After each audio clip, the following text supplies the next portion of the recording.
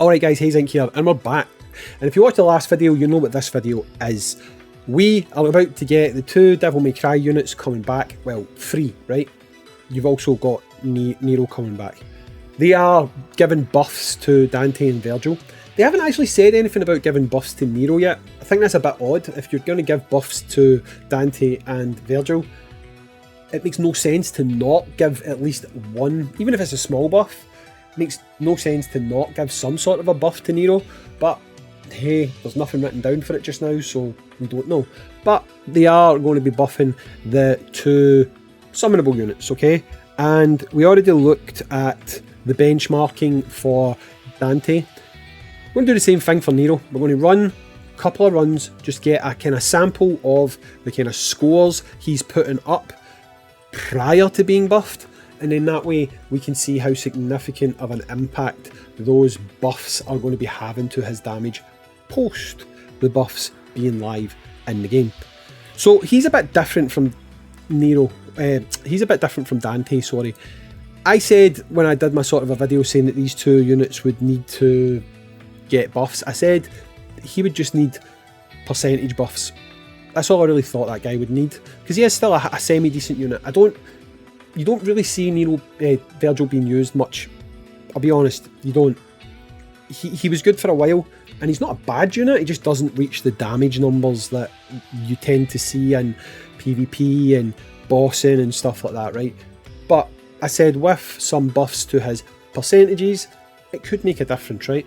And that seems to be where they're going with this one, okay? So with Virgil, he is slightly different. So if we go and we look at his skills, I believe they're buffing his super. Yes. They're going to be increasing the first percentage from 354% of attack. That's going to be going to 426% of attack, okay? And if we go down to the bottom one, it's going to go from 505% of attack to 606% of attack, okay? So there's going to be a little bit of a difference there. Nothing major. But this is why we're doing this benchmarking, because then we'll be able to see in real well, not in real time, because this is Friday, the buffs don't come until Monday, but you can look at this video and you can look at that video is what I'm basically saying, right? Okay, so also reading across the rest of his kit here, the thing is they said they were going to put his buffs in bold, right? And I'm looking and I only really see that one change, but they've just not put them all in bold. So if I look here, it goes to 502% of attack. Yep. So that's, I'm assuming that means it's when it's leveled, because when they've written up what changes they're making, they've not actually stated if this is when it's leveled, when it's not leveled. Is this what it's going to start as? The base, 502%, and then 252, sorry, and then it's going to increase with levels, because if you look at his actual kit just now, you can see that it increases to 442% of attack when it's at level 2. I'll be talking about whatever, you know what I'm saying, right? But anyway, the numbers they put up is slashes 2 times in a small area in the front, dealing damage equal to 252% of attack. Then changes to Tremor Wings while in Majin form. Deals 330% of attack, so that's a boost there as well. Tremor Wings then attacks a small area, dealing damage equal to 252% of attack. Tremor Wings then attacks, 202% of attack. The damage of Celestial Rotation increases to 290% of attack. The damage of Celestial Rotation increases to 242% attack. Right, so that's saying it's leveled there, right? So, slight percentage buffs. Again, nothing major, but they're there, right? Speed slash is going to be the same. Let me just see. Speed slashes 2 times, dealing damage equal to 246%. Dealing damage equal to 295%. Yeah, so 295%. So it's a slight buff there of what? Just under 50? Just under an additional 50%? Yeah. I'm not going to sit and read all these numbers because they're all just slight damage increases. That's it. He's not had anything significant done to him. He has got quite literally what I suggested he would need, or the only thing conceivably he would need prior to any buffs coming, which is just a case of they've taken some of his percentages and they've buffed them up slightly. Virgil didn't need massively reworked, they've just essentially increased his damage ceiling, okay? So the only way to really see how that's going to work out is, let's see what he's doing now. We'll run it again, the exact same team, in a couple of days time once his buffs are live. If the buffs go live before Wednesday, which they might, I'll do this test early, right? So let's go and see what numbers he's putting up. We'll do the exact same thing as with Dante, do about 3 runs, get a kind of average, and then when he's buffed, we'll see how much of a difference there is on that average, okay? So let's go and take a look at that now. Okay, so if you watched the Dante video, you'll know I'm not out here to make a high scoring team. I'm literally just making a team that I know if I run it too far, I'll be able to quit before it deletes my raid score, okay? I don't want to delete my raid score. That's how I'm not trying to optimise this team. This team, I'm literally going to run Virgil, Poison, Ryu, Virgil on loop. That is what we're going to run, okay? Supposedly, they are now recognising that the C3 is, I guess you would call it, bugged. If you transform, you don't get to pop the C3. We should not have that problem here, okay? Because just with the way it works, if you're waiting to build up your super stacks, it doesn't tend to happen, right? So let's run it 3 times, we'll get our benchmark, and then when we go to the buffs on Wednesday, we'll run it back, compare the scores like for like, and we'll see just how much of a difference these buffs are actually making, right? So we're going to go with him, into you, into you. I am not going to use any EX moves, by the way, right? I do not want to use any of them, because then I don't need to worry about synchronizing when I've used them, how often I've used them, stuff like that. We'll just get raw numbers here, okay? And again, don't expect these numbers to be significantly high, because this is not necessarily what he's designed for, but we still should in theory be able to compare what he's doing now to what he's doing after he's been buffed. And if it's making a big difference, you would expect to be able to see some of that difference play out in front of you, okay? So we'll go here. Maybe squeeze one more in. Oh, I don't know if we'll get it, I don't know if we'll get it, I don't know if we'll get it. Yeah, we got it right. So 2.8 billion. Run about 2.8 billion. We'll run it again. Challenge, do the exact same thing. Wait until we've got his 3 stacks. I'll run the exact same point I did before. We're up to 3 stacks of Super Gauge. Then we'll go. We'll use the exact same combo. Okay. To be honest, Poison's probably a little bit wasted on this team because the combo takes too long. But again, it doesn't really matter because we're going to be doing the exact same thing when we're testing out how much of a difference it makes. So what we get just now is literally just, let's call it a marker. And when he's got his buffs, we're just looking to see, can he significantly outpace that? Can he do a lot more than what he puts out in this, call it testing run, okay? So you can look just now, you can see it's virtually the same kind of score range, okay? So run about 2.8, 2.7, 2.8. Do it one final time. Probably going to get the same score again, which is fine. That's kind of what we're looking for, the consistency, because then we know it's not random crits that are pushing the score up higher and stuff.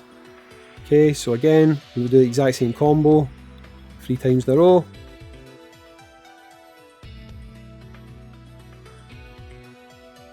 And with Virgil, because Virgil is getting buffs to pretty much raw damage,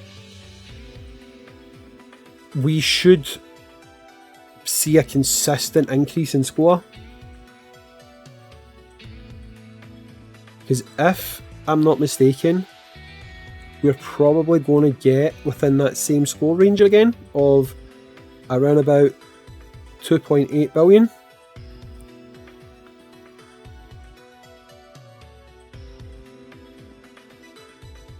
And you can see there, obviously, we're back up at around about that same score range. Probably got a few more crits that time because it looks like we got about one more round of attacks in, which pushed the score up a little bit higher. But again, you can see that allowing for slight variations because of crits and stuff like that, we got that time a little bit above the 2.8, we got like 3 billion. But if I run this one more time, just it's down to crits and stuff like that, you'll see that it's still going to fall within that variance of like 2.8, 2.9, 3.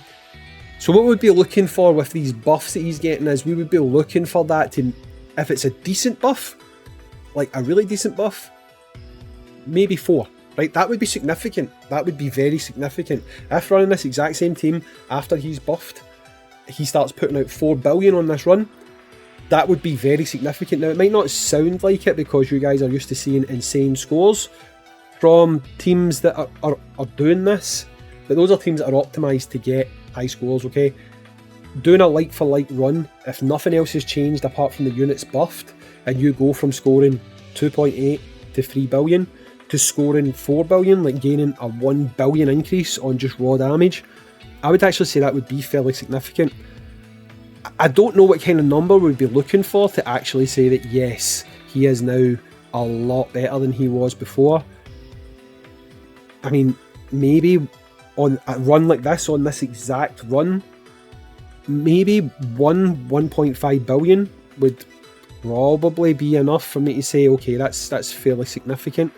You see here, we're in that range again, we're popping off around about the 3 billion mark, right? Oh, he jumped up a bit there, right? But again, you can see with variances, you're within the range of, if we were to take an average, we'd probably say out of the 4 runs, you would average it at 3 billion, right? So when we run this back on Wednesday, once they're all buffed, doing 4 runs, if it's a good buff, I would expect, rather than coming out at an average of 3 billion, we'd be coming out at an average of maybe 4.5 billion. Like, again, it's really hard to say because it's like 50% extra damage here, 50% extra damage there, 100% when you're transformed. You know, these like don't seem like huge numbers when they're written down, but the way damage calcs work in this game, it could actually end up being a lot more significant than I think, right? So come Wednesday, we'll run this back. This is our benchmark. We've got our benchmark for Dante. We've now got our benchmark for Virgil. We'll run it back, like for like comparison, on the exact same teams, exact same timing, exact same setups, nothing changed, and we'll see how the scores compare, how significant those buffs are going to be to the unit day to day. Now, straight up, I'll tell you, Virgil is not really a bossing unit, right? He's not. There isn't very many elements of the game that you can control to get a fixed number, right? This is one of those things. So even though Virgil, I would say, isn't necessarily suited for this type of content, you've seen yourself there, you do get a number that we can rely on him putting out each time we do this run. So when I do it again, if he is more powerful, you will see it on this. But if you were summoning for Virgil, bossing probably wouldn't be what I would expect to see you using them in. You're probably PvP and stuff like that is really where Virgil's going to see a lot of use, okay? The problem I have, personally, I don't think I would sacrifice him being an assist. He's too good of an assist for the Bison team. Just now, if you've built that Bison team, he turns any unit into a unit who's gaining damage immunity for a number of seconds, which could be huge. It could be absolutely massive. So I think Virgil's worth pulling for that reason anyway. But this is going to let us see, is he going to do more damage? Are we going to start to see him popping up in more teams? We'll find out. Because again, this is our benchmark. We'll rerun this on Wednesday and we'll see, are the numbers hugely inflated, slightly inflated, or has it made no difference at all? We'll find out then. I actually now think, with the change, Dante might actually end up being the better unit. Because, I've said this for a long time, support is often better than DPS. Because you've got loads of DPS options, but there's not that many options who can push those DPS units on to like huge different levels. And right now, when it comes to C2 units that can inflict that damage reduction thing, you've got Wrestler Hugo, who again needs significant investment, difficult to pull. You've got Guy, who doesn't need as much investment, but he does have little quirks to his kit where he can't actually do that C2 every single turn. There's going to be some turns where he's not doing it. And then you've got Dante now coming up, so there's not that many options for it, you know, so it could be fairly significant, it really could. But we've got both of the units benchmarked now. Come Wednesday, we'll run it back and we'll see how they compare. Some of you might not find this useful, but at the end of the day, it's a visual you can see with your own eyes, because come Wednesday, people are going to ask, are these units worth pulling now? This is going to be something visual you can look at and make up your own mind. Anyway, I've been Hayzink, thanks for watching, and I'll catch you in the next video. Bye bye.